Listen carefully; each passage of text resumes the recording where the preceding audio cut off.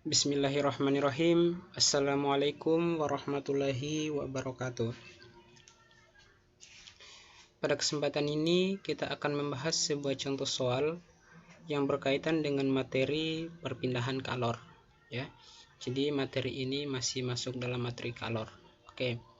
Di sini ada sebuah soal, dua buah batang logam A dan B berukuran sama, masing-masing mempunyai koefisien konduksi 2K dan K. Ya, jadi pada batang A ini, batang logam A itu koefisien konduksinya 2K, dan pada batang B koefisien konduksinya itu dia K. Oke, keduanya dihubungkan menjadi satu dan pada ujung-ujung yang bebas dikenakan suhu seperti pada gambar. Jadi pada suhu batang A itu ujungnya 210 derajat Celcius, dan pada ujung batang B itu suhunya 30 derajat Celcius. Suhu T pada sambungan logam A dan B adalah, ya, jadi suhu sambungan batang A dan batang B. Oke. Sekilas kita bahas materi tentang perpindahan kalor, ya. Jadi perpindahan kalor itu terbagi atas tiga, ya. Ada tiga proses perpindahan kalor. Yang pertama itu adalah perpindahan kalor secara konduksi, ya.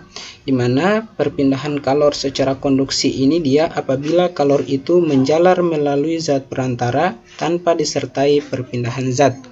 Ya, jadi kalau secara matematis dituliskan bahwa H itu sama dengan K dikalikan dengan A dikalikan dengan delta T diperkan dengan L, di mana H ini adalah kalor tiap satuan waktu, kemudian K ini adalah koefisien konduksi, A ini adalah luas penampang dari batang ini, dari benda, kemudian delta T itu adalah perubahan suhu, dan L ini adalah ketebalan benda.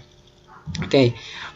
Perpindahan kalor yang kedua itu adalah dengan cara konveksi, ya. Perpindahan kalor dengan cara konveksi itu terjadi jika disertai dengan perpindahan partikel zat melalui suatu zat perantara. Ya, jadi konveksi ini dia melalui suatu zat perantara, di mana secara matematis perpindahan kalor secara konveksi itu dapat dituliskan H itu sama dengan H kecil dikalikan dengan A dikalikan dengan delta T, di mana H kecil itu adalah koefisien konveksi. Oke, sekarang kita masuk ke perpindahan yang ketiga, itu adalah radiasi, ya. Jadi perpindahan kalor secara radiasi itu, ya, dia merupakan energi kalor dalam bentuk gelombang elektromagnetik. Ya, jadi perpindahan kalor secara radiasi ini dia merupakan energi kalor dalam bentuk gelombang elektromagnetik. Ya, secara matematis itu dia dapat dituliskan H itu sama dengan E dikalikan dengan sigma dikalikan dengan T pangkat 4, di mana E di sini adalah emisitas, kemudian sigma di sini adalah tetapan Stefan Boltzmann, nilainya itu 5,67 kali 10 pangkat minus 8 W per meter pangkat 2 Kelvin pangkat 4, dan T di sini adalah suhunya. Oke, sekarang kita lanjut ke pembahasan soal. Nah, di soal ini ada dua buah logam, ya, dan di sini diketahui koefisien konduksinya. Nah, berarti kita menggunakan perpindahan kalor secara konduksi. Oke.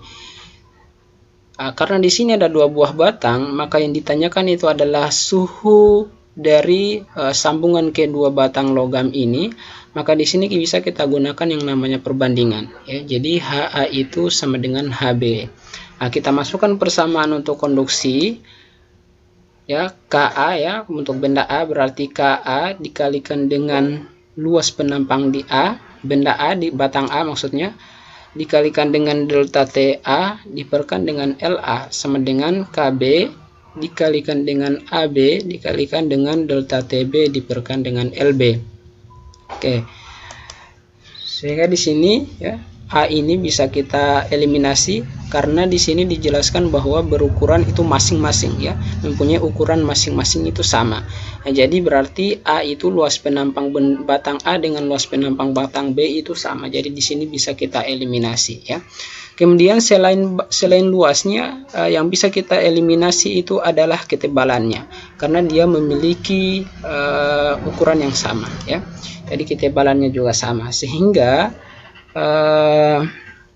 hasilnya itu menjadi 2K dikalikan dengan delta TA sama dengan K dikalikan dengan delta TB. Ya, koefisien A itu sama dengan 2K, sedangkan koefisien konduksi B itu sama dengan K. Nah, di sini K juga sama, jadi bisa kita eliminasi K-nya, sehingga sisanya itu menjadi 2 kali delta TA sama dengan delta TB.